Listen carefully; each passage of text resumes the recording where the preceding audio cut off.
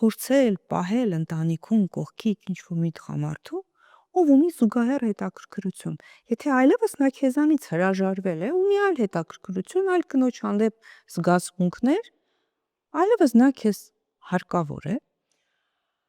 Եթե կինը ֆինանսապես անկախ է, բնականաբար հարկավոր չէ։ Եթե կինը ունի իր մասնագիտությունը, իր աշխատանքը, իր սոցիալական միջավայրը, իր հետաքրքրությունները և իր ֆինանսական անկախությունը, ապա միանշանակ հարկավոր չէ։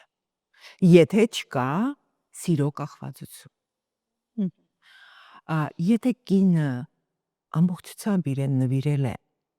ընտանիքին, ամուսնուն, երեխաներին և չի կայացել իբրև անհատ, ապա այս կինը անպայման կփորձի պահել այն ամուսնուն, ով այո իրեն պետք է, քանի որ առանց այդ տղամարդու նա չի կարողանա լուծել պարզ կենցաղային խնդիրներ։